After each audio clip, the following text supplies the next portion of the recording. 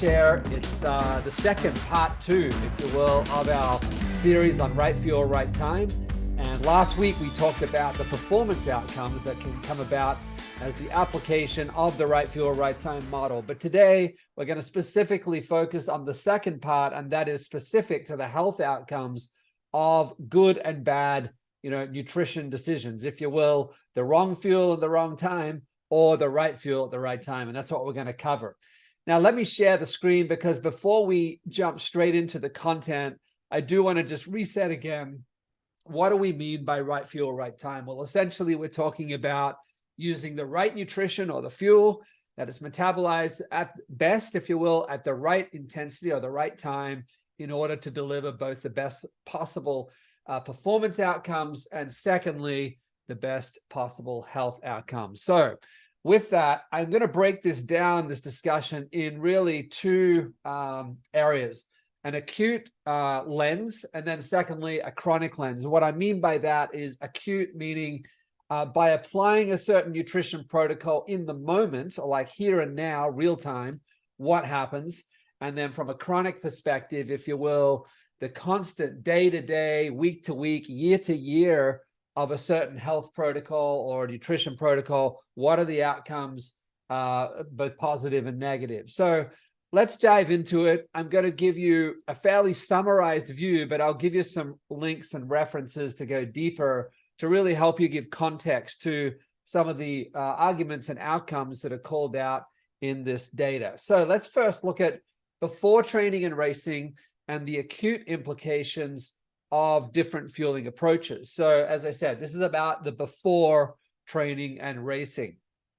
Now at the top here, we talk about a carb-led fueling, meaning pre-workout, where you take in carbs, and then down the bottom, we talk with right fuel, right time. We're talking about in a pre-workout context using things like caffeine and L-carnitine and a low no-carb approach.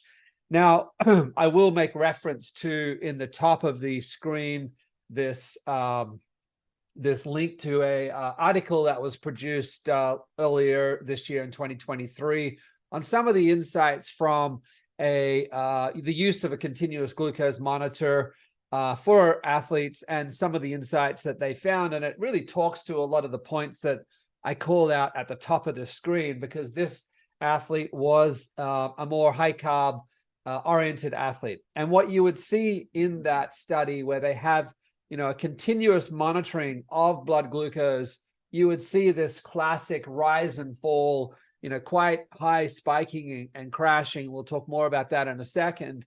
That happens as a function of, if you will, pre-workout carb intake. And, it is a function of carbohydrates, a very generic term. Obviously, we're talking more so in the sports world about, typically simple sugars that are fused together by way of drinks and gels, a bar, etc. And these things are quite intense and concentrated and really quite high amounts.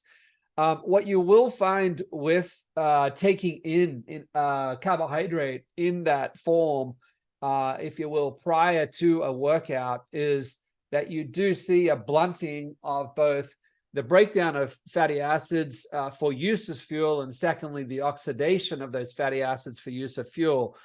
Some great studies on that. We allude to that in our fueling guide. And those studies just call out that you will blunt and really reduce the impact or the availability of fat for fuel by taking these carbohydrates in a pre-workout context. And it's seen, by the way, at most intensities, low intensities and high intensities, you'll still see this happen. You'll also see a blunting of the movement of the transporters. And this is like in the muscle cells that have these transporters that sit inside the cell. And through exercise, those transporters move to the edge of the cell, and they allow for glucose and fat to come into the cell efficiently. And with a high carbohydrate pre-workout intake, you'll find that those transporters, the movement, if you will, to that cell edge is blunted. This is true for the case of the CD36 transporter that's responsible for fatty acids coming into the muscle cell. And it is also true where we see fructose having a negative effect on the GLUT4 transporter that allows glucose to come into the cell. Now, there is also the case with this where you see the timing of the intake of carbohydrate in athletes having a rebound hypoglycemia, which basically means that as you take the carbohydrate, within 30 to 60 minutes, you'll find that there is a subsequent rebound because of insulin of the blood glucose getting pulled out of the blood supply into the muscles. And then you have this low glycemic state. And typically that's manifest, or that materializes in your cognitive and energy levels being, if you will, reduced, or a lull, if you will, in energy and the feeling of cognitive focus. And you'll see that even in this Outside magazine article where they had the CGM on the athlete. You'll see that happen there.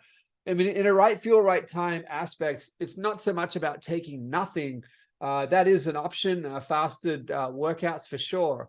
But even the use of protein and fat has little effect on blunting fat oxidation. And again, there's references to the studies of that in our fueling guide.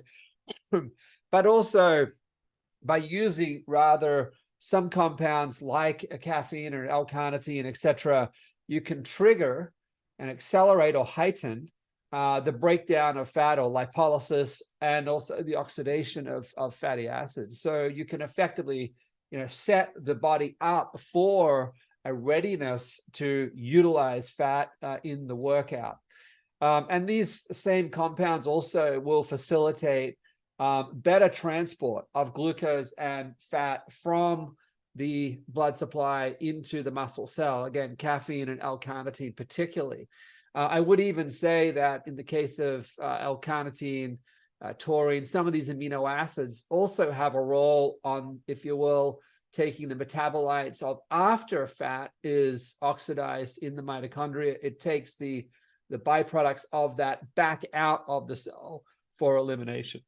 And then lastly, obviously, by avoiding this spike and this subsequent hypoglycemia that comes about through taking in that carbohydrate hit before the workout, you're really avoiding then the threat of, or the negative impact associated with having a cognitive or energy lull, but rather through things like caffeine, a little bit of protein, a little bit of fat, you feel satiety, meaning satisfied, if you will, from just, having some type of food in your stomach. At the same time, obviously, caffeine has an upregulating effect on cognitive energy. And that really materializes in, clarity and vigor for the training session, that the workout that is ahead. Okay, so let's now move on to during. So we're talking now about during training and racing. And again, we're splitting this up in the top table here, a carb-led approach, meaning a high carb intake, and typically that comes with a lower fat oxidation level, or compare that to a right fuel, right time approach, which is really looking at non-carbohydrate fueling in the way of zone 2. So you're really looking at using fatty acids predominantly in that zone 2 level of intensity. And as we step up into higher intensity workouts, whether it's zone 4, zone 5, VO2 max, intervals, tempo type sessions, we're using a mixture of carbohydrate and fat for fuel. So I just want to be specific that, right fuel, right time is not at all about no carbohydrate. It is really about using it at the intensities where the body naturally would use it. So at the top of the screen, the first bullet point talks about fructose effectively blunting the aerobic development or the adaptation effect of exercise. So as we train, the work that's going on in the mitochondria to either get more efficient, or the density of mitochondria increasing, or the size of the mitochondria increasing, these things can be blunted through fructose. And there's a QR code in the top there. You can link out and jump to the article we've written and all of the references that are in that article that talk about this. But secondly, obviously, I mean, this is fairly well known for most endurance athletes, of course, is that you do have this classic kind of swinging effect of, if you will, sugar being unstable or energy being unstable in the blood supply as you, during training, are taking these kind of intense concentrations of carbohydrate, and you'll have that up and the subsequent lull. And of course, this creates a strong dependency on consistent and very meticulous use of carbohydrate when you're really mostly dependent on carbohydrate. And there's no resilience of being able to come back and also use fats for fuel. And this really gives rise to what typically we would say in endurance sport, in racing, where you have this crashing or hitting the wall or bonking, etc., and ultimately, threatening the risk of not finishing the race or a DNF. Again, I think most athletes well familiar with gut GI distress. Look, many sports science articles written on this. As you get above that 50, 60 grams of carbohydrate per hour, you are just in at large, if you look at a cross section of athletes, there is a heightened risk of associated gut GI distress at those levels. And typically this comes about represented in, a hypermobility, if you will, movement in the gut. Some of that is associated with water being pulled into the gut. Some of that is a distension within the gut, where you're effectively saturated the absorption capability of the gut lining, and therefore it's sitting in the gut for longer. Typically, gases are created in that process, creating this distension. It can then obviously materialize by way of not just the distended stomach or abdomen area, and you'll see a lot of this actually on the race course. But that obviously also comes out in the way of, burping, if you will, diarrhea and nausea, and that can get quite serious. And there's an article on our blog, part of our website, that talks just on this. Number one reason for not finishing these races is still a function of gut GI distress. And then the last point I would say is, don't be confused. It's not a benign substance when taking in this very high concentrated levels of fructose. Again, plenty of studies that talk to what happens to the tight junctions that create. Those junctions are really meant to be tight in the gut and the membrane to support. Some things are allowed to come through it and others are not. But fructose is one of the things that creates an inflammatory environment at the membrane level, and you see a degradation of those tight junctions, and also the metabolome, meaning, if you will, the bacteria, the good bacteria of the gut. Those things are degraded with very high concentrated fructose consumption. Now, converse to that in a right fuel, right time approach, of course, is that when you've got the ability to oxidize and have access to, fat as a fuel at higher intensities, plus ketones, and obviously still carbohydrates and amino acids, particularly glutamine, a very efficient substrate that can also be used and is used as fuel. You've got a lot of resilience when you've got not just one, but you've got like 4 forms of substrates to support energy production. And this creates, of course, a stability in both a metabolic energy perspective and also cognitive. You don't go through those, mental states of low focus. It can take the mind off, finishing and continuing, and focus on the execution of the race. You absolutely see that in endurance sport, and they go through these periods during the race where mental clarity is really lost. The other piece would be, under a lower carb load in that model of right fuel, right time, clearly you're just not getting into the high carbohydrate dose levels that are associated with gut and GI distress. So you're taking that risk off the table. And, it is disappointing to see these, athletes that have put so much effort in training and really so much sacrifice with their families into the sport, and for something like gut GI distress to see them not finish these races that they've put so much in preparing for. So, it's kind of an easy fix to a risk item that should easily be able to be taken off the table. And then the last one, of course, is, from a right fuel, right time perspective, in training and racing and the use of SFuels, we have really no added fructose to any of the products, and thereby eliminate a lot of these associated issues with either blunting aerobic development in your training. We avoid that by not using fructose. And then secondly, associated with how fructose affect the gut, we try to eliminate those downsides and then the risks of that on the gut and the mitochondria. Okay, so now let's talk about, though, the chronic use of sugar and glucose and fructose in the long run. And I won't even attempt to, just have a list of points from a SFuels perspective on this.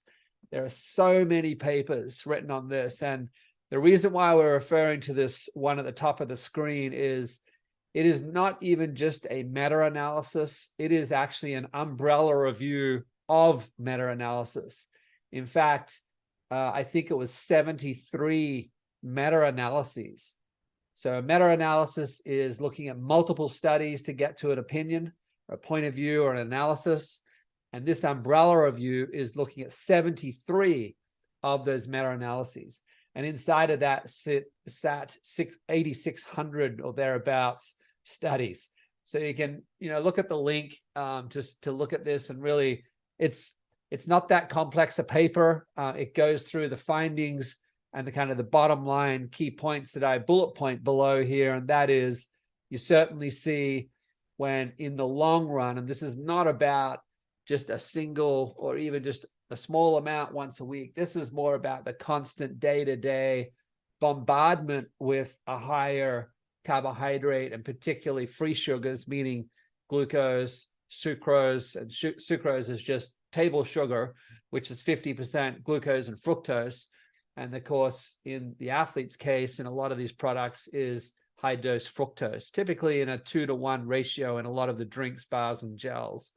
So the key things here was changes in body weight, which again, you might think is, not an overly worrisome element, but, highly associated with, classic syndromes of metabolic syndrome, etc., associated with cardiovascular disease, associated with type 2 diabetes.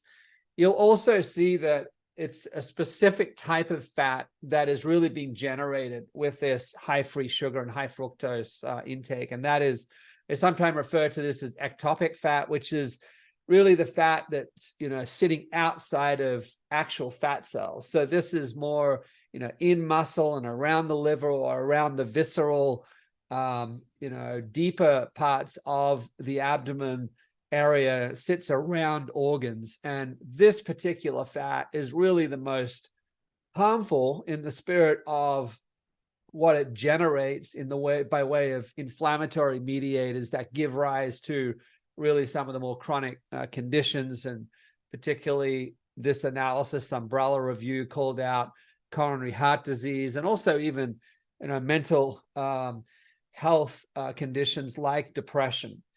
There are other references in this umbrella review that have a lower quality reference to association, but nevertheless, there still is an association, in particular referencing cancer in the study.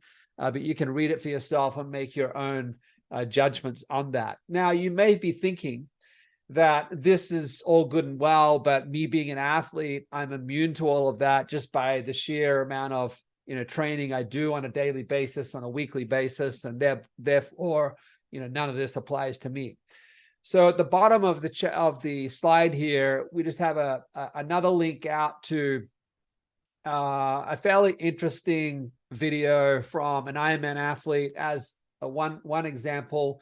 And at SFuels, we're seeing increasingly athletes come to us with these findings. And really, it's coming about because of the birth of continuous glucose monitors. And athletes are just seeing how, if you will, non-immune exercise plus a bad diet is for chronic health disease. And this particular video down the bottom here is a Ironman athlete, 15 to 20 hours a week of training thereabouts. And through a CGM, found out that he was pre-diabetic. And this is an athlete in their 20s. And you will find this. We had another nutritionist ring us recently. And it just so happened that she'd heard about SFuels, and she couldn't really quite understand our story about right fuel, right time initially. And she went and had some CGM sensors applied for her own interest sake, only to find out, again, as a runner, a marathon runner, only to find out that for herself also, she was borderline pre-diabetic. So this is increasingly common. And I would argue that, the more that we will see athletes beginning to, test and understand how the daily consumption of these high doses of free, simple sugars, glucose, sucrose, and fructose and glucose, all of these are having a detrimental effect on the long run of the health, not just on some of the, if you will, in the moment training and racing implications as an athlete.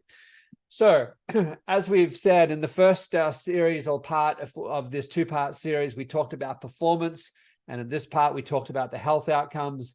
You can double click and look further at the guides that we provide at both the SFuels and the Endure.IQ websites using these QR codes to talk to you more about both nutrition from a right fuel, right time perspective, and also the training to support the right fuel, right time outcomes in both performance and everyday living. I hope that you find that interesting for your training and racing. I wish you all the very best this week. And as usual, go longer. Thanks very much for joining.